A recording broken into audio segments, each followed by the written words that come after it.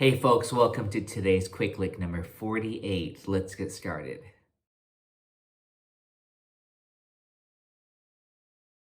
This quick lick number 48 is pretty much the sweep picking lick that Django really made famous, that pretty much every gypsy jazz player uses in their vocabulary of licks and tricks. So I'm going to break this down for you in this bonus lesson for all tiers on Patreon. Okay, so before we actually break down the theory of it, let's just learn the lick itself. It's based off this diminished triad shape. So that's what it looks like when you have the open string, but really most of us know it as a D7 chord, or just a partial version of a D7 chord. This will tie into the theory of it, as I will go ahead and explain that as well after I show you the lick. Here's D7. Okay, so but that's the shape, and I just want you to know that there's actually a diminished triad in every dominant seventh chord. So a D7, for example, is D, F sharp, A, C. Well, the F sharp, A, C is a diminished triad. So just remember, every dominant chord contains a diminished triad. So in this example here, I'm actually starting on the first fret here on the first string, the F. We're just going to call this one F diminished 7, which is actually what it is. And so I'm using these two fingers here. I'm not using my first finger. You'll see why in a second. And then my picking hand, if you want to observe this, I'm starting with an upstroke and then 3 consecutive downstrokes in the sweeping fashion. Down, down, down. And pick, rake the strings. Meaning I'm not plucking each string individually like this. I'm just letting the momentum of the pick drag across the strings, sweeping it. 1 E and a 2 E and a 3 E and a 4 E and a 1 E and a 2 E and a 3 E and a 4. Here we've got the picking pattern down, and now we just want to make sure we hold this shape. Okay, I got the first one. Get this first finger down when you slide. Okay, same picking pattern. Just let the weight of the pick fall and slide. And I ended it there on the 19th fret. I'm thinking of it as 16th notes. At a fast tempo, it might just be 8th notes. So, be flexible with that. 1 E and a 2 E and a 3 E and a 4 E and a 1 E and a 2 E and a 3 E and a 4 E and a 1 E and a 2. And again, that's the lick. Be able to do this and start anywhere. Again, there's only 3 possible ones. Check out the other video that I just made talking about the theory of it all. Okay, the 3 possibles, diminished shapes that are being used over 4 dominant chords. It's a very important concept.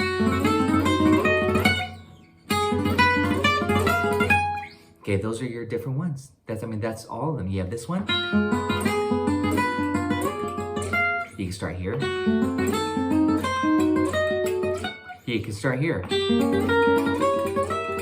And then it starts all over. Isn't that great? So again, if you said A7, D7, E7, you just want to know which one of those 3 does it start on. Then you're set. C7, F7, E flat 7, A flat 7. So you get the idea there. You just want to be able to just know which dominant chord and quiz yourself, G7, C7. Hey, thanks for watching today's quick lick. We'll see you all next time. Okay, so that's the picking technique. And again, notice this shape here. Well, now we want to slide it every 3 frets. And when we do that, because of the nature of the diminished 7th chord, it just inverts itself. A diminished 7th chord is technically 4 notes. This lick is just a diminished triad sliding every 3 frets, which after going through 2 or in repeating it, 2 of the shapes, you collectively create a diminished 7th chord, a 4-note chord, okay? So G sharp, B, F. I'm just going to demonstrate this for you. And then if we slid it 3 frets, we now have B, D, and then G sharp. So there we introduced a D note. And then now if we slide it 3 frets higher, D, F, B. We don't have that G sharp. 3 frets higher, F, G sharp, and D. 3 frets higher. You get the idea, right? It's the same 4 notes collectively, but because it's a 3-note chord pattern, it just kind of inverts itself ultimately. I know it's a little confusing. If we did 4-note shapes, then it truly is an inversion each time. So, but this is so common just to take this 3-note shape. And I went up there to the 19th fret there. So again, basically turns out to be collectively a diminished 7th chord, even though the lick is just a triad shape. I hope that doesn't confuse you. So let's talk about the trick. I'm gonna demonstrate by starting on a D7. So the trick is this: basically on a D7, on any dominant chord, you extend it to a flat 9, and then you eliminate the root. So it's a rootless chord. I mean, you can assume the bass is playing the root, or the rhythm guitar has the root in there, but we will eliminate the root, omit it. I'll spell it out for you. On a D chord, it's D, F sharp, A, C, and then the flat 9 is E flat. If we get rid of the D, we're left with F sharp, A, C, E flat. Well, each one of those notes, and then if you repeated it back to F sharp, each one of those notes, the distance is a minor third. That's what a diminished 7th chord is.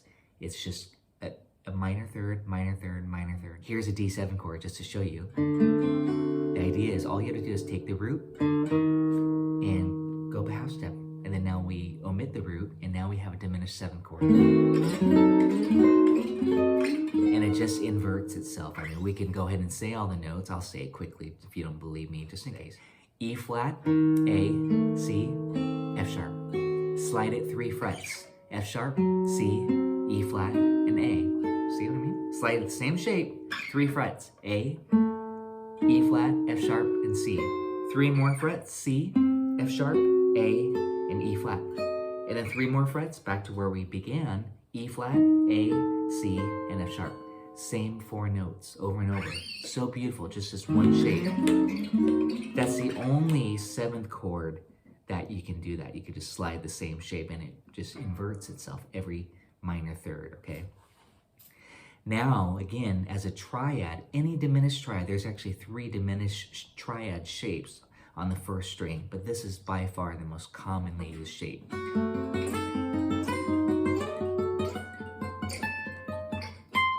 So again, we can slide that every 3 frets, and it follows that same rule. So now back to the lick. The really beautiful thing about this now, there are only 3 possibilities of getting the right diminished chord. So there's each diminished 7 chord arpeggio, you could say, or substitution, can fit over 4 different dominant chords. 4 different dominant chords. So I often have students asking me, how do you practice this? How do you know which dominant chord is which? And I usually say, well, there's 3 possible. So, you know, just try one. You have a 33% chance of getting the right one. Of course, I'm joking. You really want to apply it. I always say go to Sweet Georgia Brown, go to Minor Swing, go to Dark Eyes. But Sweet Georgia Brown is actually a beautiful example. You have an E7 chord. You start right on G sharp.